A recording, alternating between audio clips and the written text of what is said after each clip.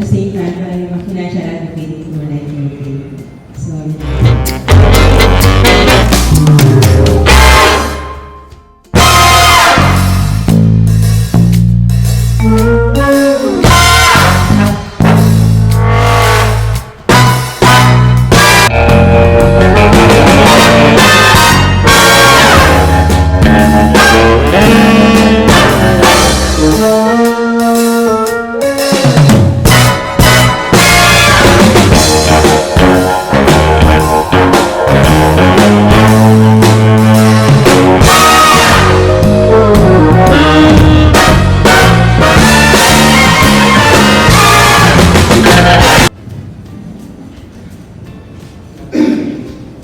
Good afternoon. My name is Armando Lazar. I am director of sales and I do various consulting work on the side. Thank you. Thank you. Yeah, so, pansin nyo, good morning, good afternoon. Ako siguro advance ako mag-isip. Good evening, everybody. Okay, so I'm Dennis Calamba. Siguro in the context of customer experience, I'm known siguro sa corporate and public as the Mr. Delightful of Training. That's the name that I've assumed since I went freelance 3 years ago. But just like V, I came from government service. And that's probably the experience that I had sa government service. By the way, the agency that I work for is PAPS, the Philippine Amusement Gaming Corporation. I was there for 15 years. Probably customer experience was one of my most major endeavors there when I was at PAPS because I was able, with the help of a team of course, I was able to create the customer service manual for all our frontliners. We were also able to identify all the standards that they need to deliver excellent customer service, and probably all the things that I've learned there, I'm now sharing to private companies and public agencies because, as we all know, that's the new battle of customer experience. So I hope that I can share what I've learned over the years in our very intimate group. So thank you. okay, thank you, Dennis. You mentioned earlier that you created a manual for customer service. Is customer service something that you should manualize, that you have to put into? Is it something that needs to be standardized and one size fits all for your organization? Or is it something that should come out naturally for all your customer service representative from the time that you will recruit a customer service representative? Kailangan itong tao ko ay pang customer service, therefore siya yung front desk namin, or it should be manualized for everybody? So take first, I noticed Ching na wala kang kodigo, pero parang hirap ng training mo.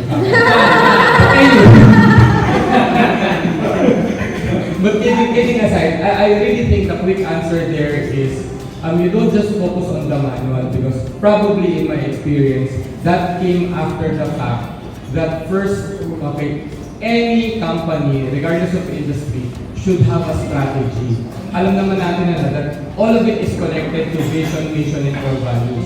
And if you notice, most companies have customer service, okay, as their core value. Iba-iba lang ang tema. Customer service excellence, yung mga ganyan, ano.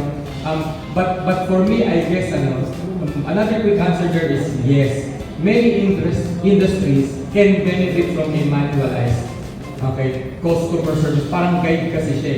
That's how you articulate the service that you need to deliver.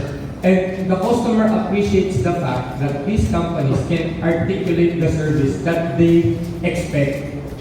Okay, so I think that to give due respect to the other speakers, I think for me yun manualization. But then again, you look at the process, importante din yun that you hire people who are fit to deliver the customer experience. Kaya nga sinasabi namin, pag hindi ka talaga bagay dyan sa frontline, sa backroom ka. Kasimple yun. Masakit man sa pandinig, but that is proof that customer service, okay, is good business, but it can be bad if executed poorly.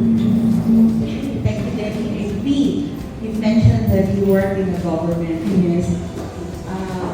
Government employees are expected to be servant. Yes, public servant. Public servant. why it seems that majority, most if not all, of public servants do not really embody customer service? Is it because they feel that they are in position, power trippers, or is it because the people in those positions did not undergo any customer service training, or is it because they were there based on their skills and not because of something innately that they are really there to take care of the customers, which are the citizenship of our country? So, gano'n ko nila na. Sure. Pero, we'll explain na lang based on my experience as a public servant. So, probably yung based sa mga notions na kapag government employees, parang hindi na na-clear. But sa side ko lang, as a government servant, kasi frontliner din ako, we're dealing with the people, the client dealing yung mga permits.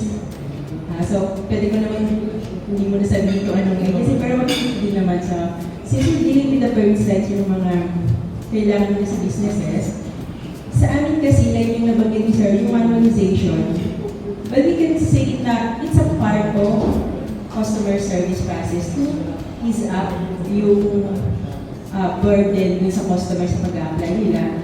Sa amin, ang tawag natin doon is yung ginagawa ngayon ng ating president about sa ease of doing business. So we provide the art, dahil isa din yung time frame. So inaano natin yung time frame. And then it depends din sa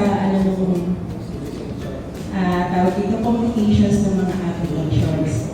So meron tayong tinatawag na kapag mabilis lang yung easy applications, like yung mga operation certificate pang mga tao, let's say within 2 hours for the individual. So yung mga businesses na simplex, you can say simplex, mga 3 days. Pag yung sobrang complex naman siya, kasi kailangan research. So it could take up 30 days. Siguro yung lang ng ibang tao is, baka it's their experience lang na, pwede at the time, yung mga nakausap nila is sobrang pagod na. So it's not just, kasi kailangan din, maintindihan natin yung both sides. Pero syempre dahil nasa routine nila plan, kailangan talagang nakaintindihan. So I guess empowerment kailangan din na, kailangan din natin ipaintindi sa employees, sa public servant na yun, sinasabihan din natin sa sign natin actually, na dito talaga kailangan natin nakamiti tayo sa mga clients. So kahit mag-complain sila, kailangan nakamiti pa rin. So kung ano kasi masasabi ko is, the government is doing its part to make things sa mga customers na they are not served talaga. So, it will take time siguro, pero Sana all. Sana all. Okay, Sir Arman, you mentioned that the first time Sir Arman dito, we wanted to know more about you, and you've mentioned that you are into a lot of businesses. And sana may share mo kung ano yung mga businesses na yun. But is there something that you wanted to share, the proudest moment of a customer service level that you have given to any of your customer, to any of your businesses? Nakikichismis mo kami. Okay, so let me talk about the business that I'm in. I'm an employed person, and so I serve mostly businesses in the small and medium scales. And so with that said, to me, I make sure that my team is equipped as far as providing customer satisfaction. Customer service is, I think, it's a term, long gone. And then it was followed by customer care. And I transitioned my team from being a customer service to customer care to customer satisfaction. Why is that? Because customer service, it's so lost. And it's like, when you say customer service, you're serving someone because of the product and the service that you provide. And it's so company-ish. Company-ish, right? Now moving to a different scale, which is customer care. I think the important subject matter to be tackled is we have to equip our employees on how to care. So with that said, I usually ask the leaders that I work with in my team, how do you care for your mom? How do you care for your family? And you put them in a position to care enough, like care immensely towards someone who's not related to them. And then so now, given the digital age that we have, that we're faced, I think that we have to rehumanize customer service. Why?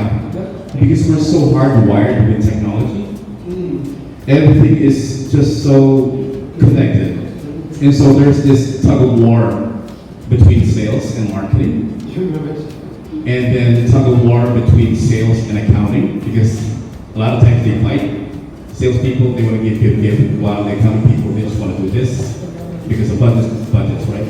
And so there's also this tug of war between sales and customer service, right? And so again, we need to put the human back into customer service by way of customer satisfaction. Okay, care is like going back. Customer service, again, it's so transactional. Customer care, it's, unquantifiable. How do you measure the amount of care that you put out there?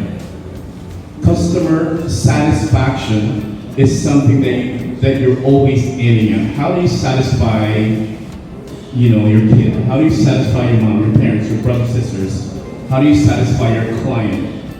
There's always that goal in mind, right? And so, I'm not saying that it can be reached by one or, two or maybe three transactions. It's an ongoing process.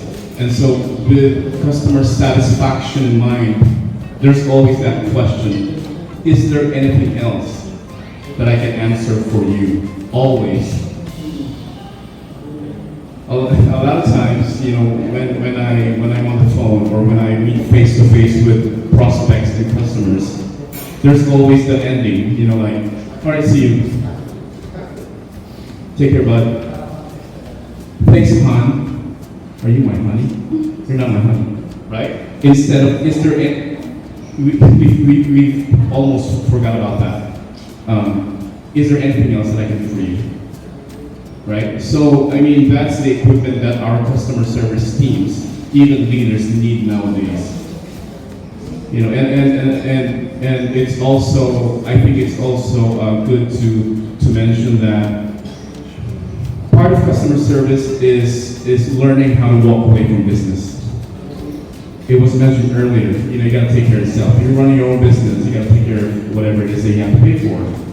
But you gotta give them options. There's always that best offering, best that you can provide. If they can't, pay for that price, maybe if you're in sales, you give them the better option, and then you fall back.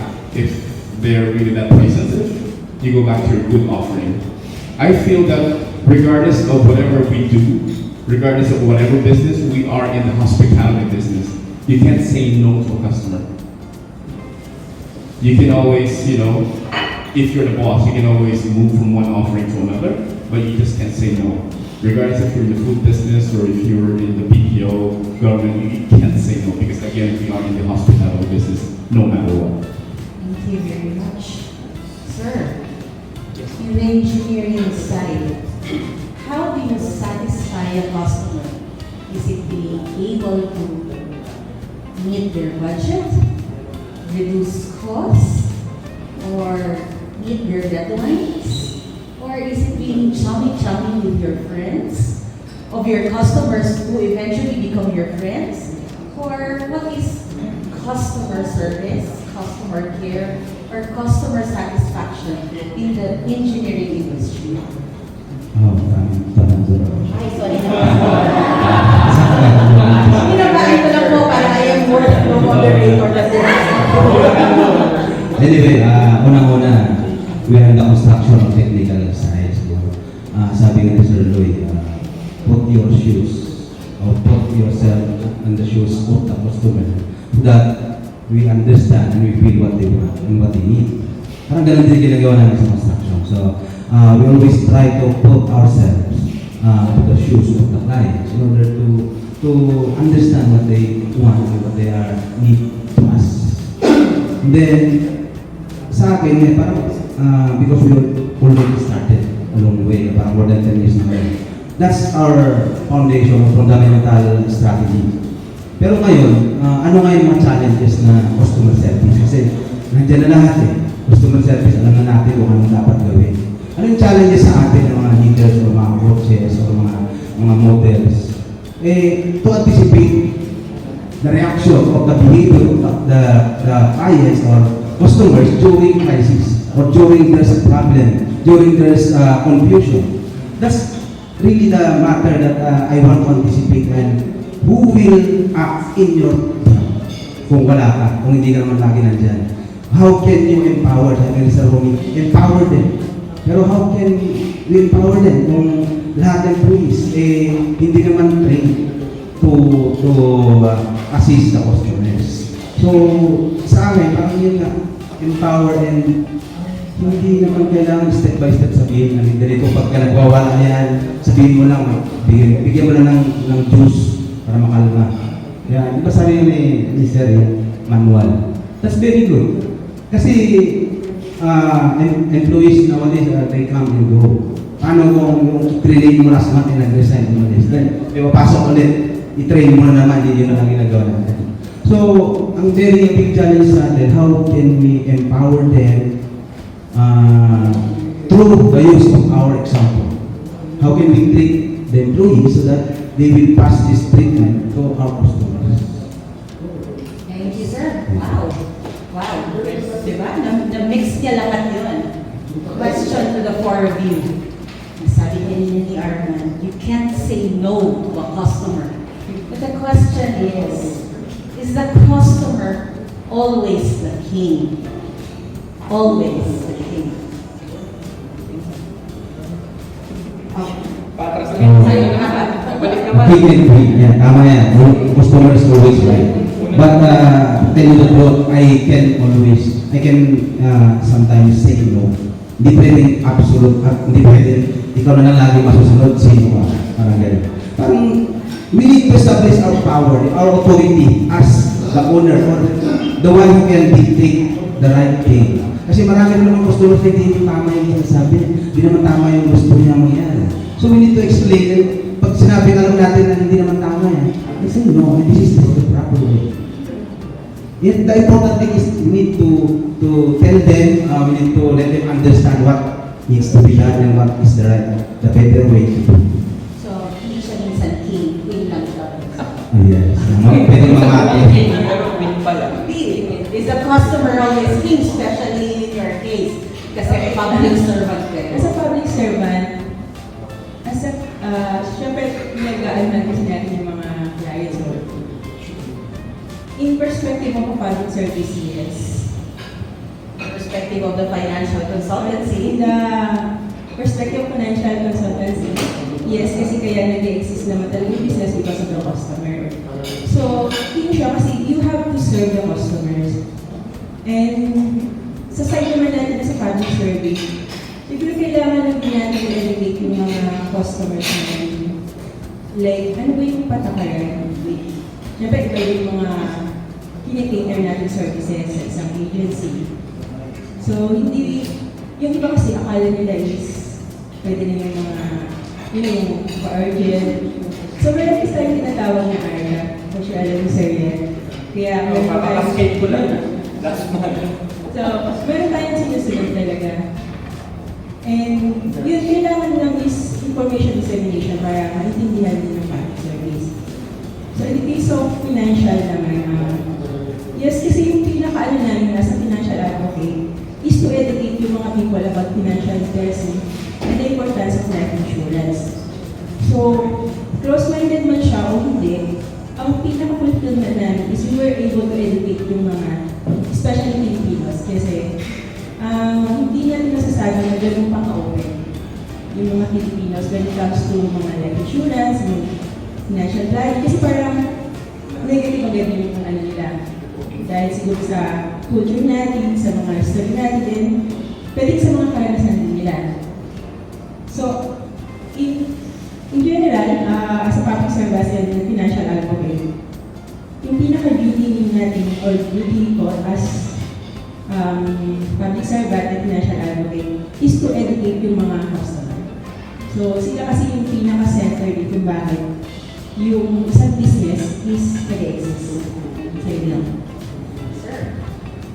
I think that customers are far from being kings or maybe queens. I think that there's this two-pronged answer to that.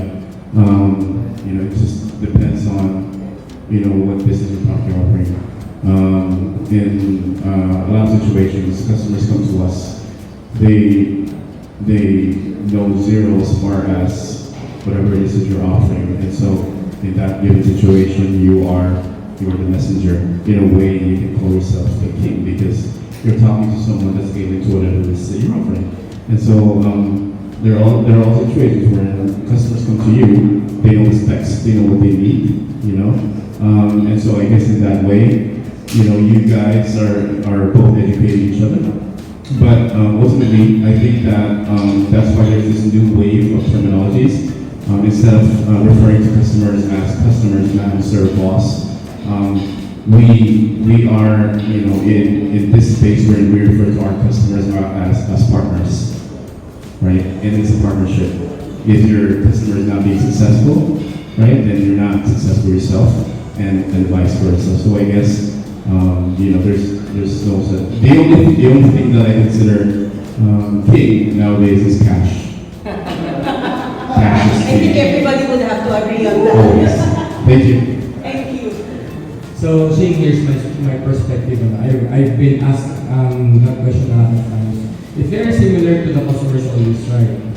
And my response to that is, in the context of the customer being a customer, even ourselves, naging customer din tayo, we always believe that we are right because we are expecting a service to be given to us. So, in that context, I can agree up to the point where, because that person that you are extending service to is the customer, in that instance, you are the service provider, you need to understand where the customer is coming from. That's why, in my experience being a trainer for customer experience, we always share the method of the yes, the power of the yes. You are not rejecting because that will run contrary to the mindset of the customer that he is always right. But you counter with, for example, I just give a very concrete example. Let's say may timeline, tulad dun sa government. Kasi sa ARCA may 3520 yan. Di ba? So pag sinabi ni customer na, pwede ba yan, 2 days, ma-approve na?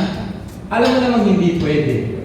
So sabihin mo, yes sir ma'am, actually 2 days can be really fast if you consider that. So you are taking the perspective of the customer. But you need to counter now. But I guess, because we consider a lot of factors, tingin ko po ang pinakamabilis 4 days yan, tops. So, hindi mo sinasabi kagad na, ay no ma'am, hindi pwede. Because that will really transform a delightful customer to a difficult customer. And that's what we don't want in our business, na magkaroon ka ng difficult customer. Mas mahirap ang cost benefit niya. Malaki ang mawawala. And another thing that I always share is tatlong step lang. Number 1, we always assume innocence. So let the customer speak kasi he or she is always right. Kaya mo lang. But once you identify certain loopholes sa sentence, baka na misinform, baka nabasa lang pala niya sa ads o nabasa sa papel pero hindi nagkita ng fine print, now you can progress to number 2, which is look for the teaching moment already. So kapag medyo willing na siya to listen to you, sabihin mo naman, wow. Again, another example. So sinabi, so somebody told you na 2 days lang pala makukuha na. Well, ganito yun ma'am, regularly, okay, ang pinaka-average namin of the fastest processing time is 4 days. Probably, medyo meron ng pinanggalingan yung nagsabi sa'yo. But I'm here to let you know, okay, that the usual process is 4 days. Okay, is that acceptable to you? Okay? And then number 3, always believe the customer. Kasi that mitigates the mindset of the customer that you are the enemy or that you are there, okay, to be a hindrance or a barrier. So, sige lang, maniwala lang tayo kasi kahit tayo bilang customer, we never want the customer provider to tell us, ma'am, mali yata kayo dyan. Sir, parang hindi yata tama yan. That is one thing that we avoid. And siguro part of my advocacy rin as Mr. Delightful is really to practice those habits. Kasi yun nga, no, manual is good, but without habits, okay, that come from a particular source or foundation of competency, hindi natin ma-address yung matagal ng tanong na yan na, is the customer always right? So let me just summarize. Yes, the customer is always right, but only in the context of what we believe that even as customers, we want to believe that we're always right. But then again, we can correct, we can educate. It just needs timing. And it just needs natin preparation. Sabi nga nila, a prepared chance favors the prepared mind. So pag nagkaroon ka ng chance to educate, and then you will find na may iwasan mo yung isa rin nating kinatakaba, baka maging irate customer. So hopefully, hindi mangyari yun. So that's my perspective on that. Thank you, Dennis. Wow, lecture tayo dun, ha? Okay, to wrap it up, so we don't hold on to our other guests. You've been sharing your experiences as the one who provides customer satisfaction, customer care, customer experience. Can you share with us one compelling experience that you have from a service provider or somebody else that you cannot forget, that you feel that has helped you to become a good customer care provider or a customer satisfaction provider as well? Anong na-experience niyo personally na hindi niyo makakalimutan, na sa tingin niyo yun yung nagiging guide niyo or inspiration niyo to become also a very good customer care provider or customer satisfaction provider? Yung sabi ko recently, we started the hotel industry. Isang last week lang, napulibog. Tapos, siyempre sabay-sabay yung mga clients sa airport. Nag-short circuit, nag-brown. So, pinukontak ko yung electrician. Gabi na yun hating gabi. Hindi ko makontak yung electrician, patay tayo. So, naglabasan na yung mga customer. Siyempre, mainit na, walang lahat. So, that's very, very big challenge na considering na we are just starting that kind of business. Then, yung mga tao ko, pinamobilize ko na, magdala kayo na nasakyan yung case na talagang hindi natin magawa ng paraan niya reassign or book sa araw hotel kahit na tayo naman ba. So, yun yung mga challenges, yung mga action na dapat i-instruct sa mga tao natin kahit ako. So, ako man, ayoko nang papakita, ayoko nang mamura dyan. So, kayo muna. Yun yung lesson. Then, during the crisis, siyempre, isa na yung ano gagawin natin dito, yung nandun naka-assign sa customer service, parang pressure yan. So, sabi ko, let's sacrifice. Offer them a free, kahit nasa kung anong the nearest possible hotel dyan na pwede natin i-book tayo naman kaya na rin mag-grab, magbigay ng service para lang ma-appease sila. So, eventually, after one, parang nakapunta naman yung electrician na gawin ng panahon. Nakatulong naman ko na hindi niya after that. So, that's a very unforgettable. Kumbaga, ang challenge doon kahit wala ka, kaya ba ng tao mo yung binililig mo kaya na humarap sa kanila at the same time, parang makamdaw mo. Probably you have the right person, the right place, the right moment. Thank you. B, ano naging inspirational experience mo that you received from other providers? Yung sabi like for food service na sinabi mo hindi okay itong pagkakaluto niya, hindi siya well done. Papalitan nila agad. So, parang sa akin nasa service provider, we really have to listen dun sa customer natin kung may complaint para mas ma-address natin kung ano yung complaint. mabigyan natin yung customer satisfaction na gusto nila. Thank you. To me, I think one thing that stood out, I think this happened about maybe 10, 12 years ago. I walked into the office and one of my customer service ladies, I saw the lady crying. And so I worked for a sales company and we were selling disposable gloves, like latex gloves and nitrile gloves and vinyl gloves, food service gloves. And so this is in North America. And she was crying, and so I stopped by and approached her, and she was like, yeah, we have this customer who started cursing at me, and we have a customer who's so irate, and he just started using all the, I guess, if you have a list of the profanity words, he used that, and he was cursing at the lady, and so I asked my technical team to investigate. And then the next day, this guy, same guy, called me in, and he was being transferred from one person to another, one supervisor, one manager to another. And so finally I said, send me the phone call, and he was still fuming. And so, we did a quick rewind as far as the whole situation, and he was still hot on the phone, right? And I received several emails saying, this is the same guy, this is the account, and all that. And so I was like, all right, and his name's Tony. All right, Tony, this is what I want you to do, okay? I want you to settle your outstanding balance and take your business somewhere else. It's, there's that line. You gotta protect your employees more than anything else. And so if this is a bad customer, we don't need that bad customer. We have thousands, tens of thousands of customers. And so if that's the case, this is the point where I'd say you're fired, Tony.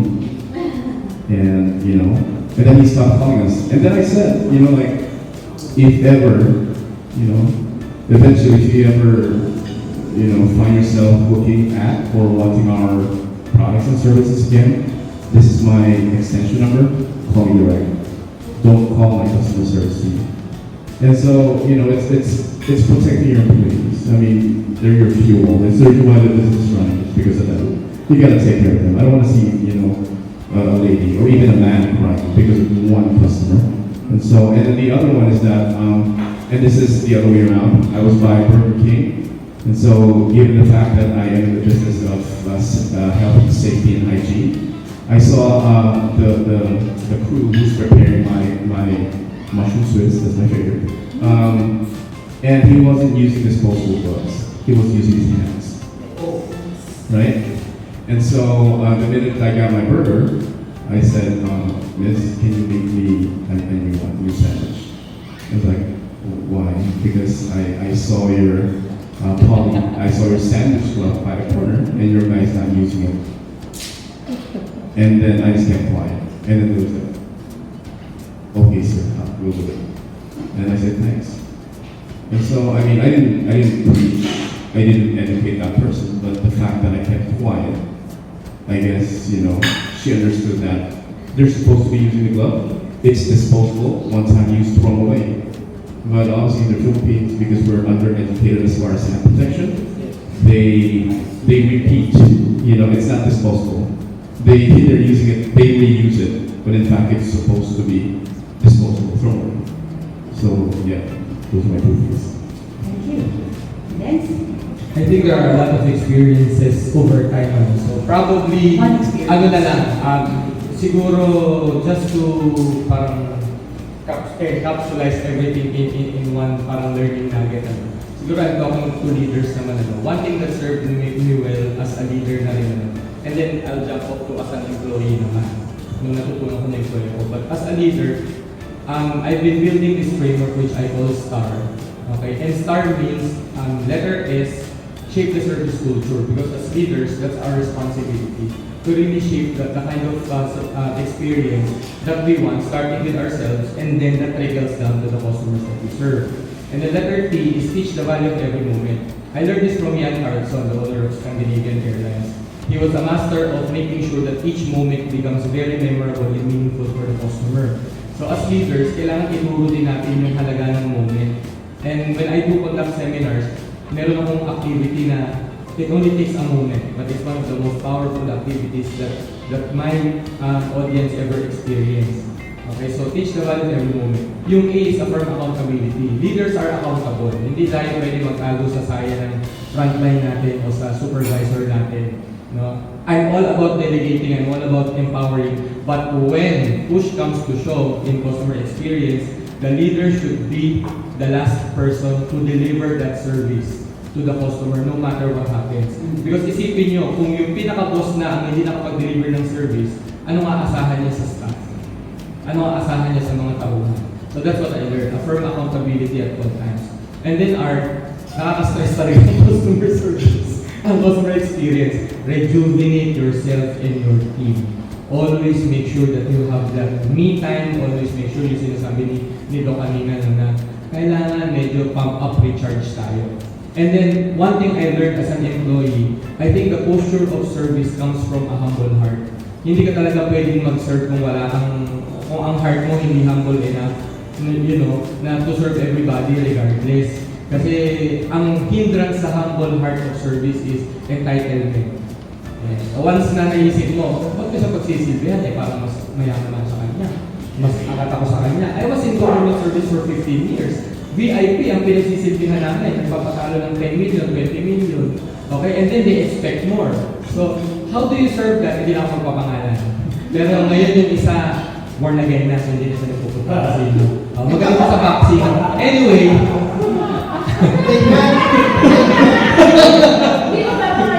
hindi na, pero magaling siya sa vaccine. Sobra, indignation champion siya. Senador ba yan, senador? Parang hindi na Tapos, ilang days na parati ko siya nakikita kasi parang niya sa amin, Pilipin, ganun eh. Pero anyway. Well, but I get the point, no? Pero that's what I learned. Until now, the reason why I stick to my identity as Mr. Delightful because that's what served me well. And having a humble heart means that you are after the desires of the other person. And when you give the desire of that other person, you win as well. So I think for me, mga important lessons that I learned that I wanted to share with everyone. Wow, thank you. Thank you, guys. So, to wrap it up, and the lessons that we have learned from your sharing of your personal experience, it seems that the most important to be able to satisfy our customers is communication. We need to communicate regardless it's the front desk, whether it's the supervisors or even the owners themselves. And as leaders, we have to be where the action is. It's also important that part of that communication is the opportunity to educate our customers of their rights as well as the rights of the business and the service providers. I think I've also learned from the four of you is to always put yourselves in the shoes of others. And what especially struck me is what Arman said, that how do you care for your mother? How do you care for your family? And extend that to others, those who are not related to you. And I think that alone will always remind you na teka muna sandali, di ba? What if nanay ko tong ginaganito? What if I am in this position? And I think kanina pinag-uusapan the satisfaction. Pero ano ba yung meter ng satisfaction? Hanggang kailan natin masasatisfy ang customer? Will they have that authority to demand and demand and demand? And I think us would also have to have a measurement of customer satisfaction. And I think that could be embodied inside the manual. That it's 100% feedback. It's based on the feedback form. Is it a zero complaint? Is it meeting the deadline? There has to be a measurement because customer satisfaction has to be measurable. Otherwise, sasabihin natin, or sasabihin ng customer, ay nako, hindi talaga ako napukontento dyan sa service provider namin. And if we have that in the manual, I think it's easy to educate our customers. And sabi nga ng mga doctors kanina, even their patients and their students. And I think to wrap it up, customer service, customer care, customer satisfaction is a branding strategy for whatever industry that we are in, because the ones that were shared by our 4 panelists, they are unique. Parang walang one size fits all. Iba-iba yung delivery nila. Iba-iba yung approach nila. And it's a brand that they are known for sa kanila. And I think that's why it's important that we satisfy our customers, because that will keep on bringing them back to us. And we will have a longer term of relationship. Thank you very much.